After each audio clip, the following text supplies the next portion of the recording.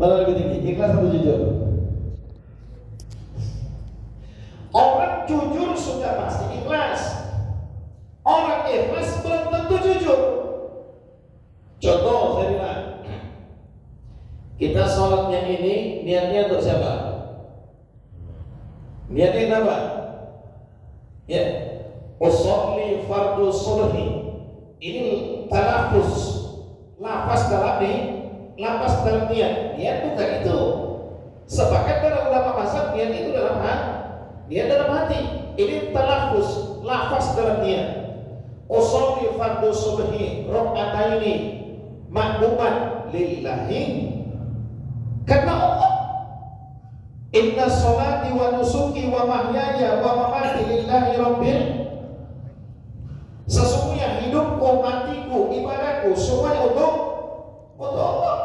Pertanyaannya, waktu sholat ingat apa? Waktu sholat ingat apa? Ya? Jadi orang ikhlas itu belum tentu jujur. Dia sholatnya sudah lafaznya itu karena Allah, semuanya untuk Allah. Tapi justru ketika sholat dia ingat kepada selain Allah. Ya. Orang jujur sudah pasti ikhlas. Sedangkan orang ikhlas belum tentu jujur. Nah.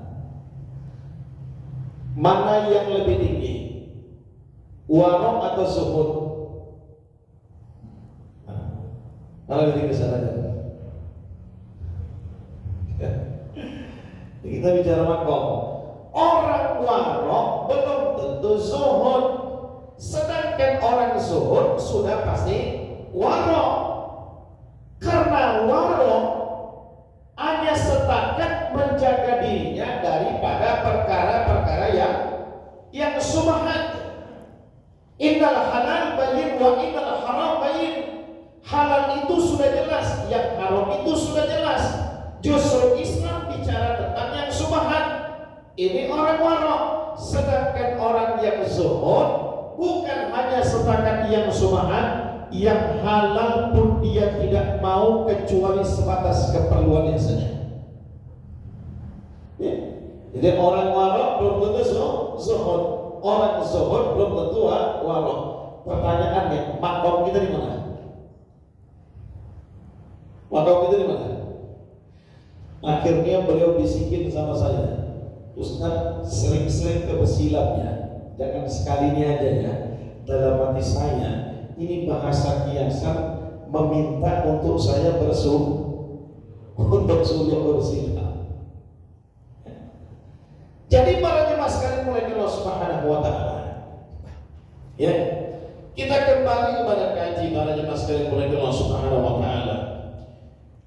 Khabar itu jelas sudah mutlak keharumannya. Ya.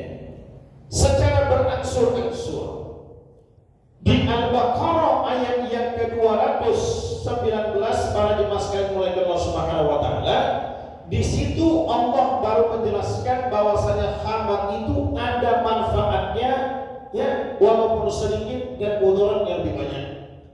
Kemudian setelah itu para jemaah sekalian mulai Allah Subhanahu wa taala dengan sebab ketika Sayyidina Ali bin Abi Thalib ketika mereka sholat maghrib sedangkan mereka dalam keadaan khamar, dalam keadaan mabuk, maka turunlah surah An-Nisa ayat yang ke-43.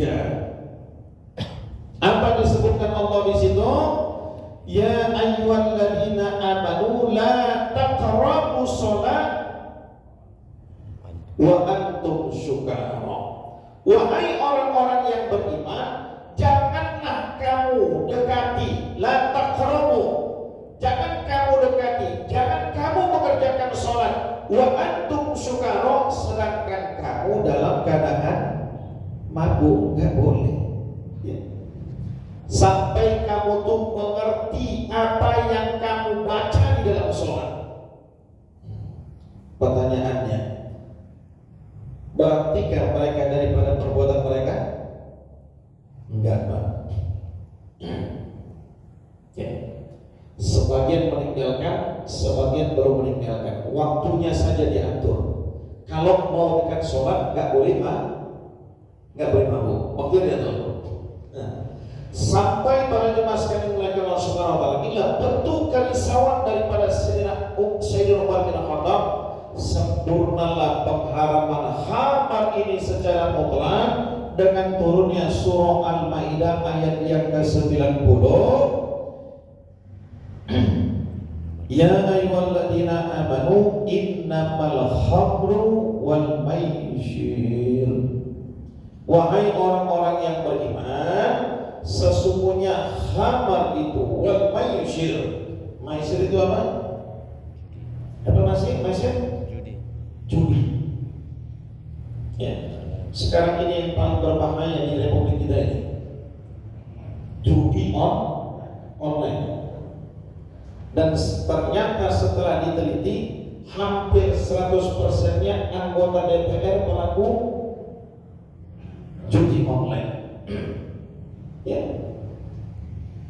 Di Bogor ada satu orang anak umur belasan tahun meninggal bunuh diri. Di tangannya ada secari kertas, Pak. Dibaca sama orang tuanya. Kertas itu wasiat daripada anak. Apa isinya? Ma, surat rumah sudah AA gadingkan. Tolong tebus 15 juta. Kalau enggak surat rumahnya hilang. Kenapa? Judi online. Ya. Ini yang menjadi berbahaya sekarang ini para jemaah sekalian dimulai Allah Subhanahu Wa Taala. Maka di sini Allah sebutkan wal maisir wal ansabu wal azlam rijsun min amali syaitan. Ya. Khamar judi, kemudian wal ansabu wal azlam mengundi nasib, menyebis, menyembelih selain daripada nama Allah Subhanahu Wa Taala.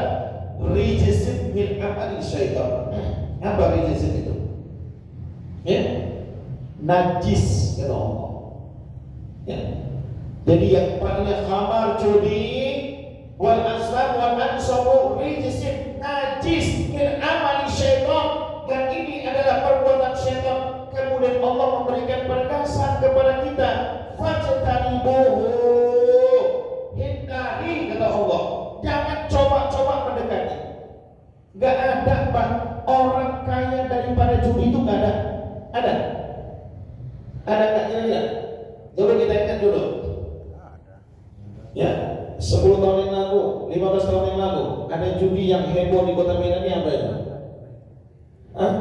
SD apa itu saya? Ya.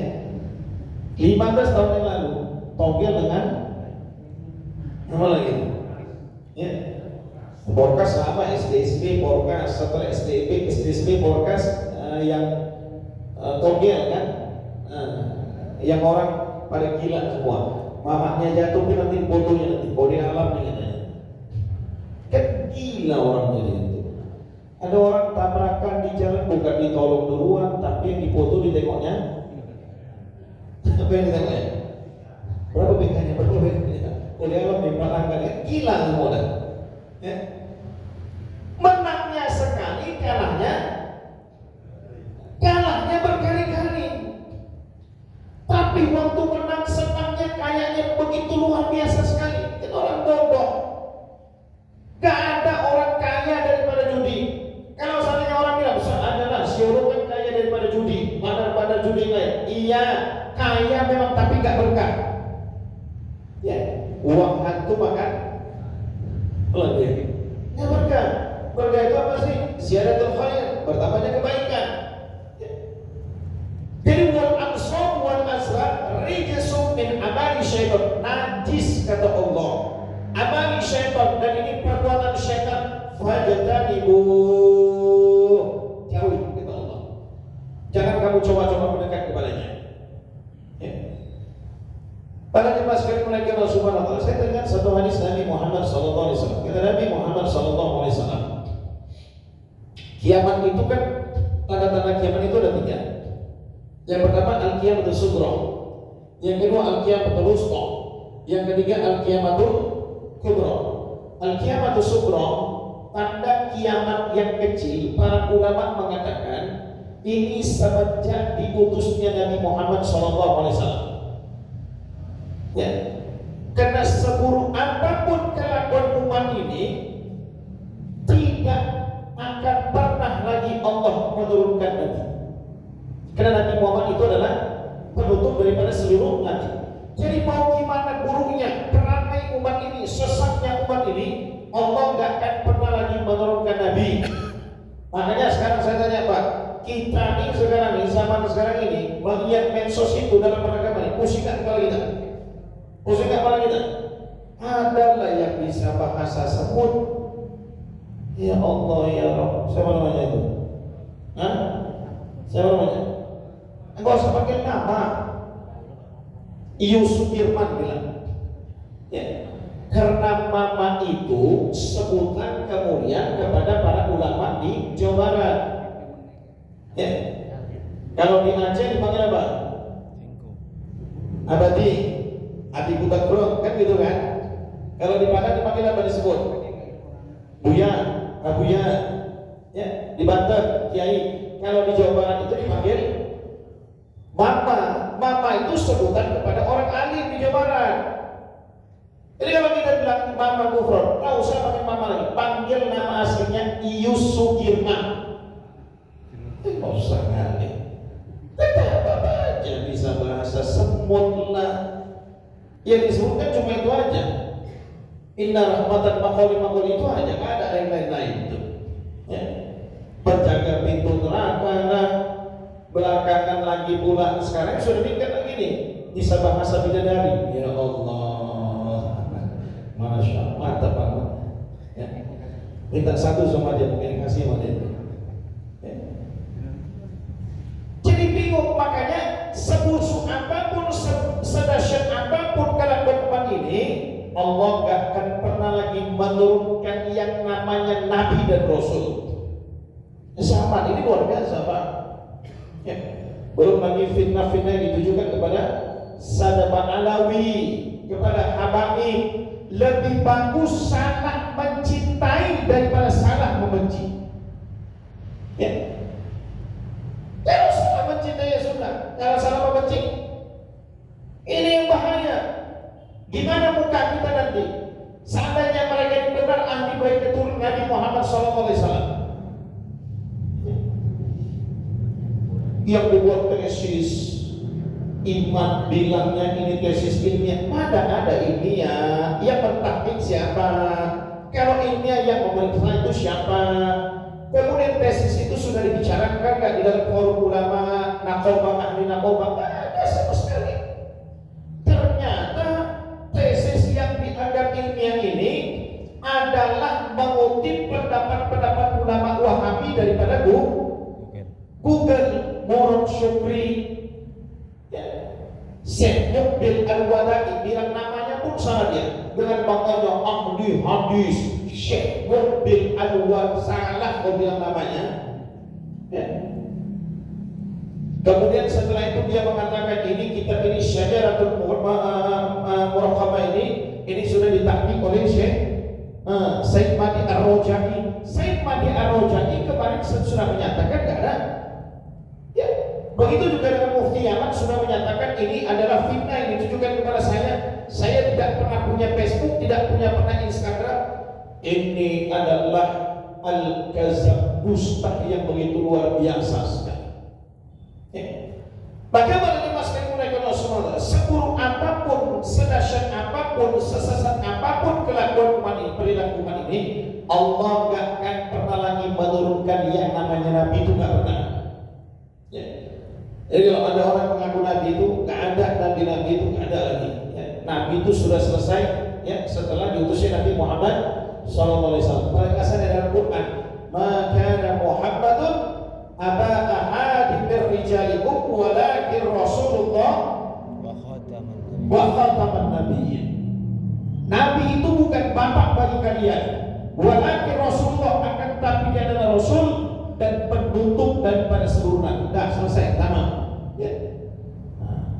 Dan kita sekali mulai ke Allah Subhanahu wa taala. Kemudian al-usqa, ini adalah hubungan. Salah satu hadis yang kata Nabi Muhammad SAW, la taqumu sa'a an yurfa'al ilmu wa yasqutul jahlu wa yasrabul khamru wa yazharu zina. Tidak akan terjadi hari kiamat an yurfa'ul ilmu, sebelum diangkatnya ilmu. Gimana cara Allah mengangkatkan ilmu? Diwafatkanlah ulama-ulama yang soleh.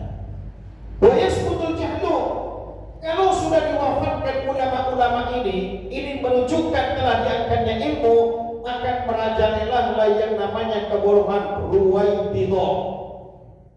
Ditanyakan kepada Rasul, apa yang dimaksudkan dengan ruwaibidah ya Rasulullah? Maka kemudian Nabi mengatakan ruwaibidah adalah akan muncul orang-orang bodoh yang berfatwa dalam urusan agama. Akan muncul orang-orang bodoh yang akan menjadi ikutan daripada umat. Itu. Sudah lama gak, Pak?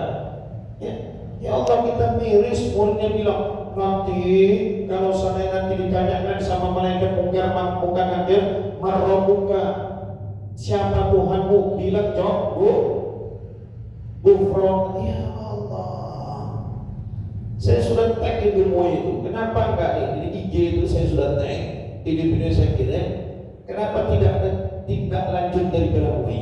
Barulah kemarin itu kira-kira beberapa hari sudah ada tindak lanjut daripada MUI. Walaupun kalau menurut kita ini sudah terlambat. Ya sudah terlambat, tapi nggak apa-apa. Yang penting ini sudah ada tindak lanjut daripada MUI. Orang yang mau dipanggil. Ya.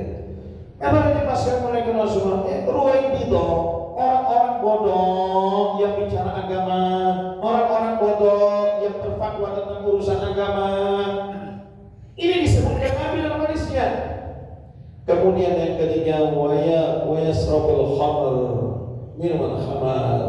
Dulu Pak, saya tanya, orang kalau mau mabuk itu dicari tempat-tempat yang sepi, betul nggak? Di ujung-ujung kan, betul nggak? Kalau sekarang, wa yasrabul zina itu menjadi satu hal yang biasa. Kalau dulu orang mau zina, dia mesti pergi dari satu tempatnya ke tempat lokalisasi. Ya. Mesti pergi tuh ke mana tuh, Brastagi itu, Bandar Baru sana, betul kan? Sekarang nggak perlu, tinggal duduk di rumah di kamar, buka HP, buka aplikasi, sudah selesai. Ya. Nah inilah banyak mas sekali mulai Allah Subhanahu Wa Taala. Fajtanibu, kamu hindari dia. Walaupun sarana prasarana di akhir zaman ini yang memudahkan kamu untuk arah ke sana, hindari, jauhi. Ya. Ini peringatan keras daripada Allah Subhanahu wa taala. Jangan coba-coba untuk mendekatinya. Fajtanibu la'allakum tuflihun. Innama yuridu syaitan ayyuki'a bainakumul adawata wal baghdha fil khamri wal maisir wa yasuddakum an dzikrillah wa anis shalah fa hal antum muttaqun.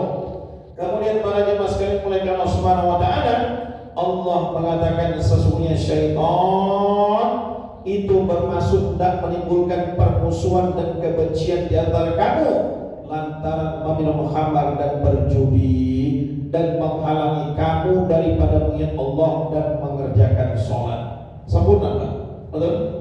Semua akar permusuhan, akar daripada permasalahan baik dalam kehidupan rumah tangga, kalau suaminya sudah mabuk, sudah judi, maka akan timbul namanya KDRT. Saya kan ada kawan orang gang sejarah ini, sekarang dia jadi Kapolsek di Barus, ya, apa atau Pak Mulia ya.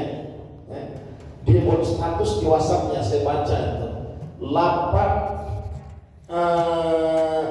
ancaman bagi orang yang penjudi.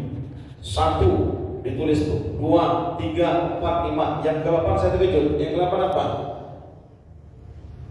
Dibakar istri hidup-hidup. Sudah ada kejadian enggak? Sudah ada.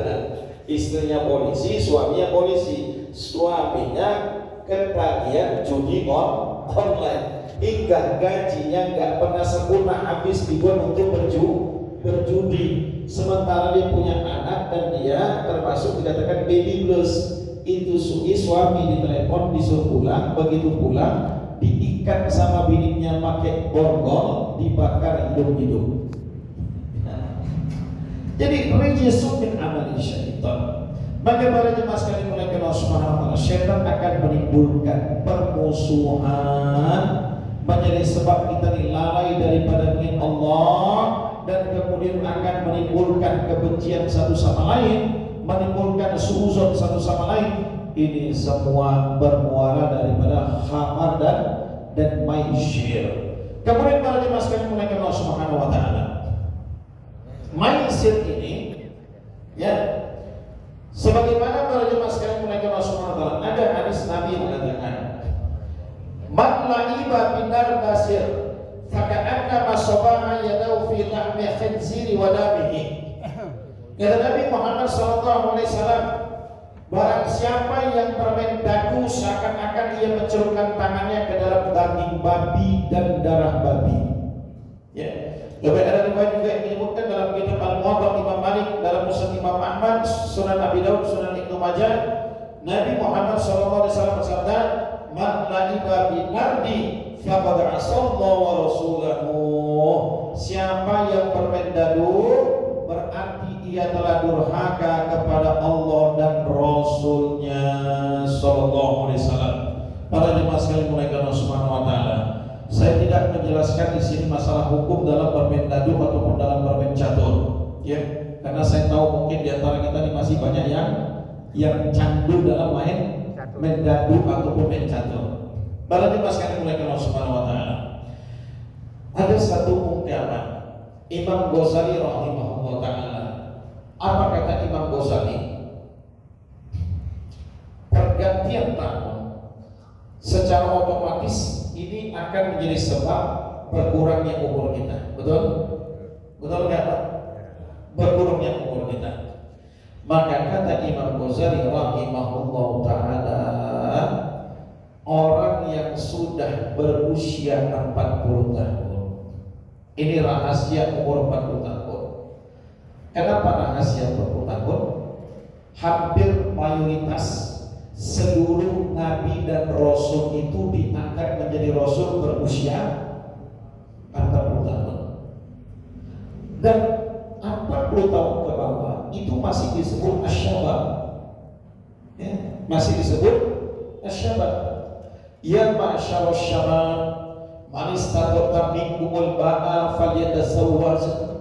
Wahai anak-anak muda itu disebutkan itu 40 tahun ke bawah.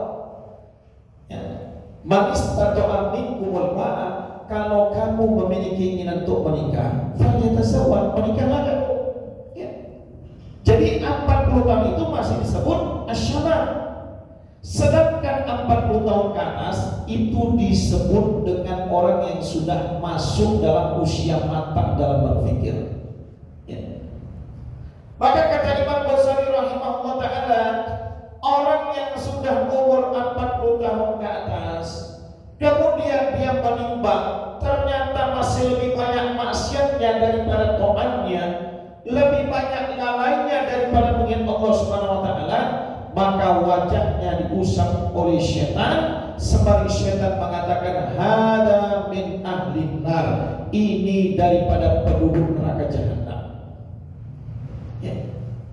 Ini rahasia 40 tahun lebih. Gitu kan? Ya.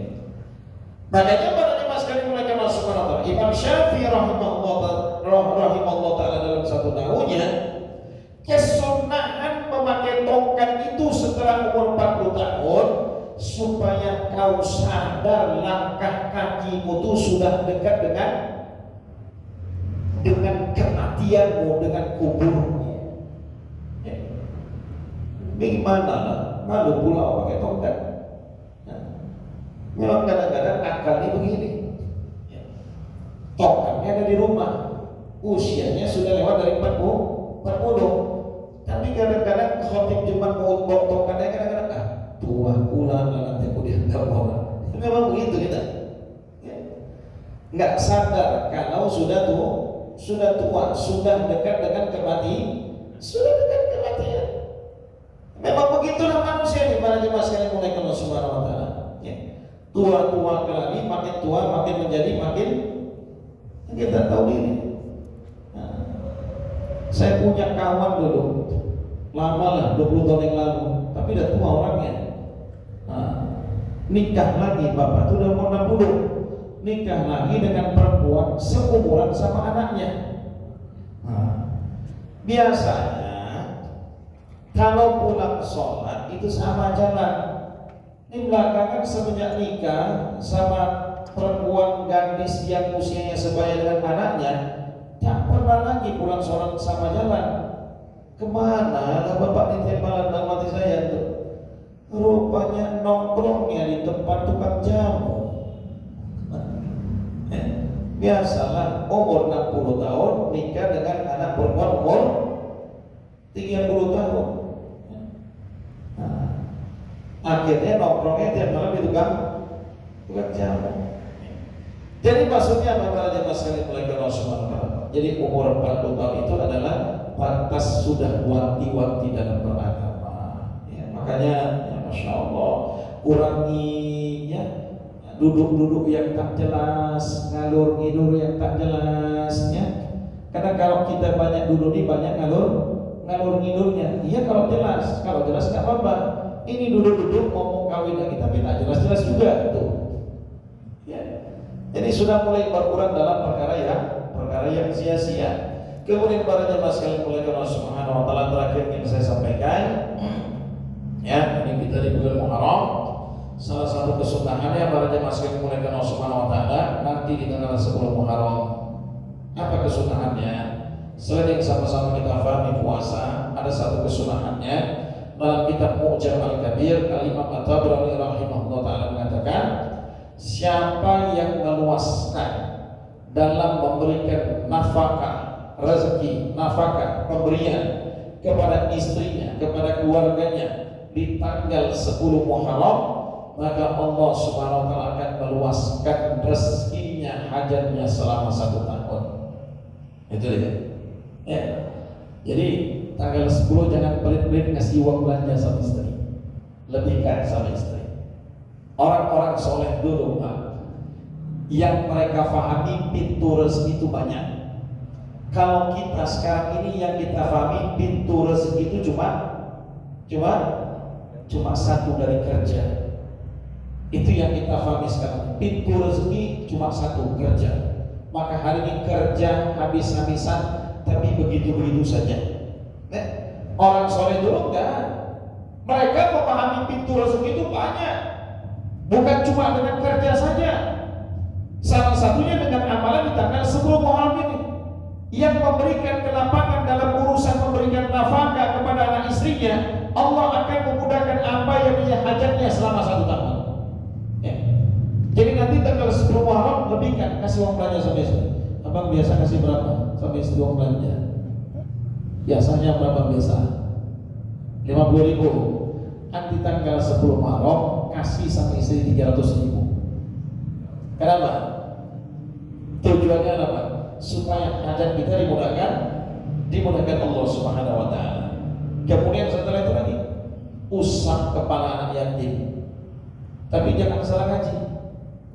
Nah, salah ngaji jadi bermasalah. Oh, kata usap kepala anak yatim. Satu harian dicarinya anak yatim di delik tuanya diusap-usapnya aja. Bukan cuma diusap aja, kau santuni anak yatim maksudnya. Ya. Mamanya gimana Ustaz? Mamanya terserah kau lah situ. Ya. Dan kemudian para jemaah sekalian mulai Allah Subhanahu wa taala. Itu rezeki banyak. Banyaklah hamba. Ayyab subhanahu fi rizqihi. Siapa yang ingin dimudahkan rezekinya, wa yus'alahu fi asarihi. Kemudian setelah itu dipanjangkan. Apa yang dipanjangkan? Apa dipanjangkan? Saya baca dalam hadis ini wa yus'alahu fi asarihi, bukan fi umurihi. Asar. Ya. Jadi maksudnya apa? Banyak masalah mulai kenal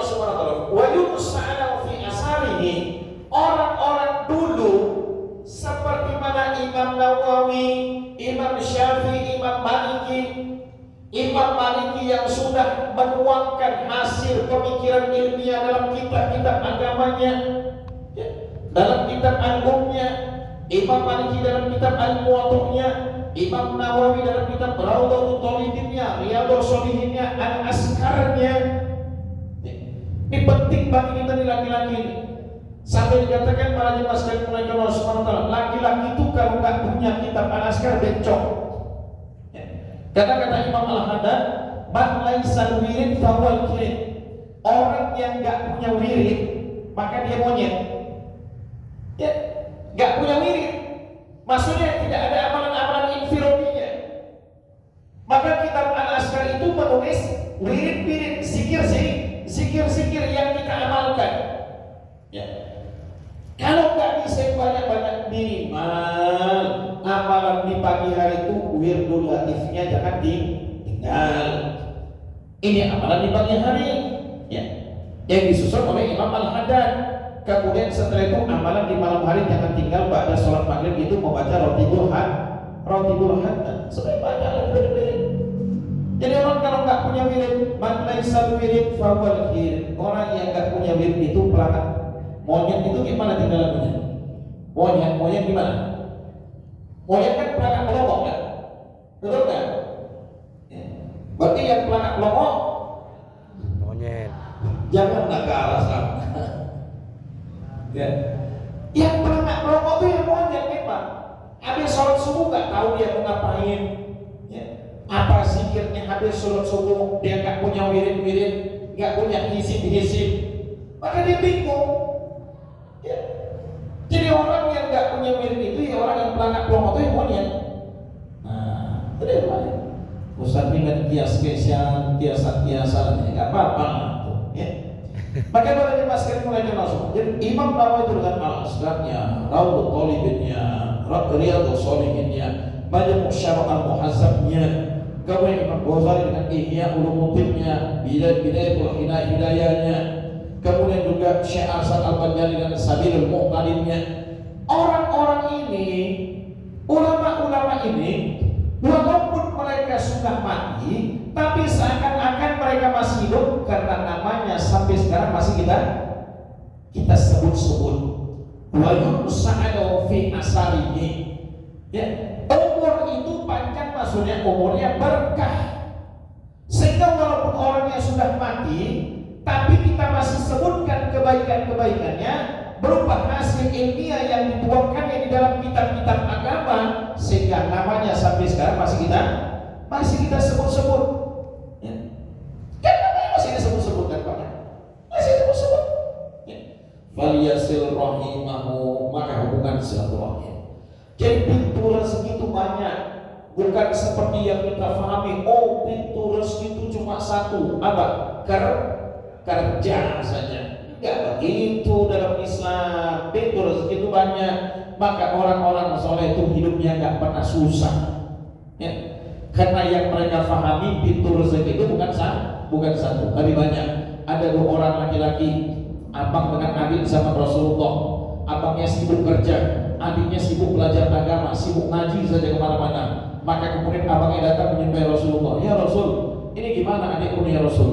Aku abang yang sibuk mencari nafkah, banting tulang, sementara dia ngaji aja. Dia belajar agama aja katanya Rasulullah. Maka coba apa kata Nabi Muhammad SAW, la'allaka turzaku bih. Allah memberikan kemudahan rezeki kepadamu, turzaku bih. Ini disebabkan karena adikmu yang kau biayai dalam belajar agama. Ya. Jadi rezeki kita bukan orang-orang yang belajar agama, dia nggak punya uang, biayai mereka, bantu mereka. Jadi pintu rezeki itu bukan cuma dengan kerja saja, banyak pintu-pintu rezeki. Maka para jemaah sekalian mulai Allah Subhanahu wa taala, hikmah yang pertama dalam pengajian ini para jemaah sekalian mulai Allah Subhanahu wa taala, yang pertama adalah penggalan tahun baru Islam itu dimulai dengan sebab kerisauan Sayyidina Umar bin Khattab, yang mana memang kita ini diperintahkan khalifun nasr wal yahud, untuk berbeda dengan orang-orang kafir, orang-orang Nasrani dan orang-orang Yahudi. Nggak boleh sama, ya, tidak boleh sama dengan mereka. Kemudian hikmah yang kedua, para jemaah sekalian mulai Allah Subhanahu wa taala, Salah satunya yang menjadi sebab pemikiran daripada Sayyidina Umar bin Khattab adalah ayat pengharaman khabar. Ya, ayat pengharaman khabar. Ini rambu-rambu daripada Allah Subhanahu wa taala. Bahkan Allah memberikan penegasan fajtanibu. Kamu hindari empat perkara ini. Yang pertama adalah khamar, kemudian al-maisir, judi, kemudian setelah itu wal ansabu wal azlam, mengguni nasib, kemudian menyembelih selain daripada nama Allah Subhanahu wa taala, rijsum min amali syaitan. Allah mengatakan ini najis min amali syaitan, perbuatan syaitan. Fajtanibu. Kalau Musliman hindari, jangan coba-coba mendekatinya apapun itu ceritanya. Ustaz, saya mau coba judi, jangan. Gak ada sejarahnya orang yang judi itu menjadi orang kan? Gak ada sama sekali. Ya, ini penegasan daripada Allah Subhanahu wa taala. Kenapa?